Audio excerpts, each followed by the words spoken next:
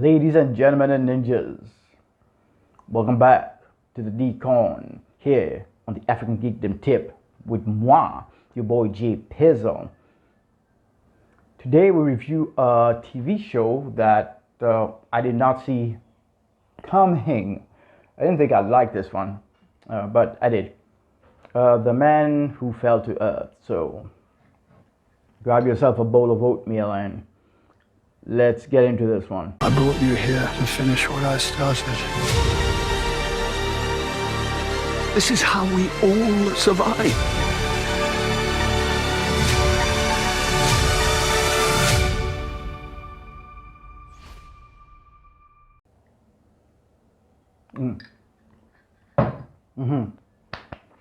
Yes. The Man Who Fell to Earth. Starring Chiwetel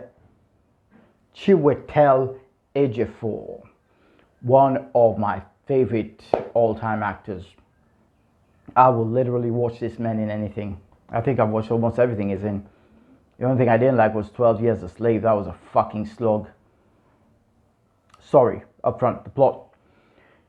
It is a science fiction show about an alien who falls to Earth. That would be Chiwetel Ejiofor's character, and he's here to get up some scientific shenanigans to create or assist in creating cold fusion or quantum fusion in this movie, this TV show. Well, it looks like a movie. It looks really good.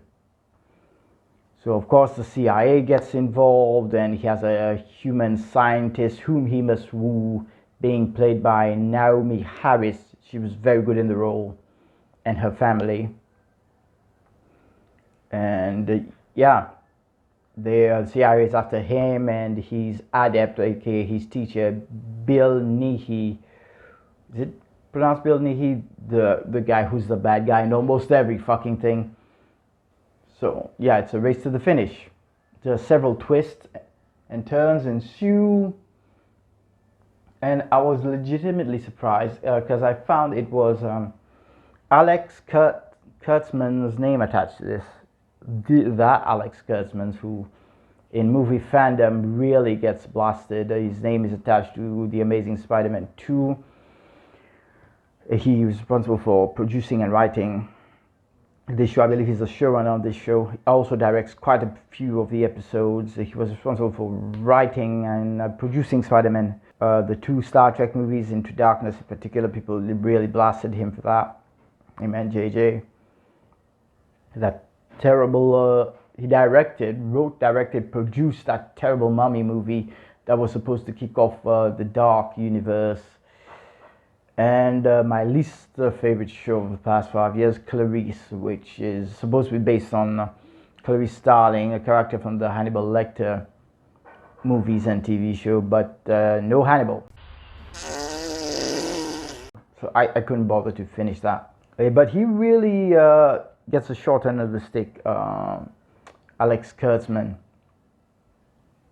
Because I realized he has quite a few things that I like. Fringe, I love all of Fringe. And Star Trek Discovery, aside from, the OG Star Trek fans not liking Star Trek Discovery, I found myself quite enamored with the TV show. I didn't like season 3. Season 3 was proper shit. But other than that, I like it. And with this one, I do think that maybe movies were not his strong suit, Alex Kurtzman, because it really felt like he found his footing in this. I think he directed up to episode 5 or something. There's 10 episodes of this.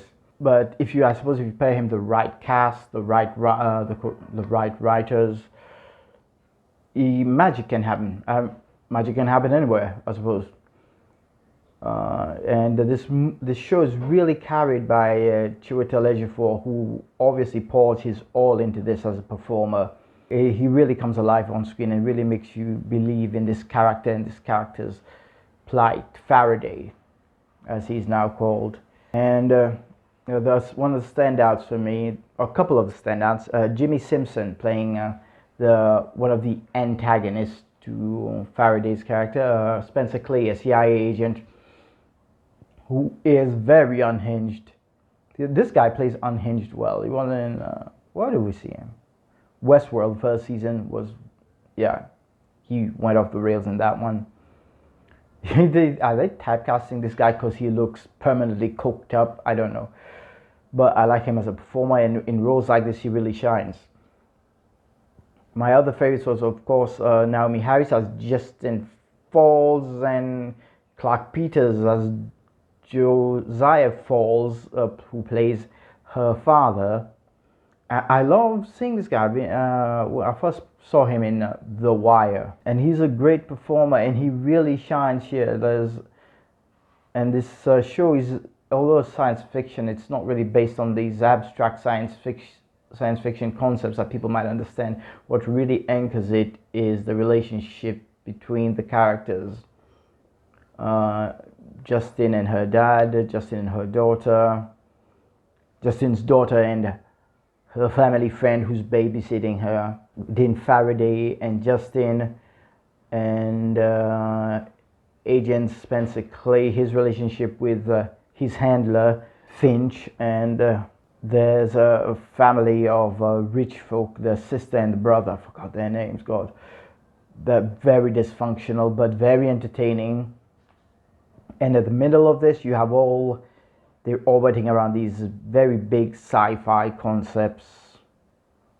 And there's a lot of talk about God and theology and what that means in the face of the existence of life from other planets.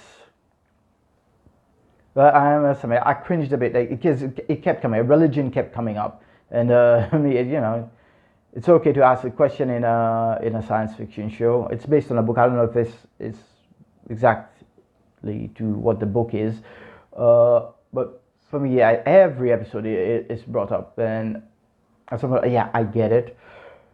But at the same time, I can't say that it didn't detract from what the show itself was trying to do. I don't know what other people think of this, but me, I love a good science fiction story. I've said so before. I've never hidden that. And I love seeing Chiwetel Ejiofor on screen. Yeah, I will watch him in doing anything, almost anything, I guess. So as far as the show goes, the production, top notch.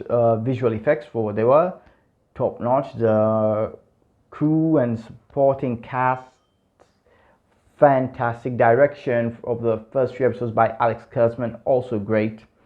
He really did a good job here. And yeah, I give this show, if you're a science fiction fan, not big action sci-fi stuff, yeah, give this one a watch. I give this a very high recommend. And I would rate this an 8 out of 10. 8 out of 10 reels for real. I'll, well, my Shaggy scale, yeah. Should I give it a bomb? Nah, I'll just give it a, fuck it. Give it a Mr. Bombastic. It wasn't a bombastic show, but it was pretty fucking good. Mr. Bombastic! And if you are lacking for a sci-fi TV show to watch, give this one a look. It was very good. So, till next time, this is me, your boy JP. Live long and prosper. May the force be with you. May the odds be ever in your favor. Wakanda forever, fine ninjas. I'll see you on the next one.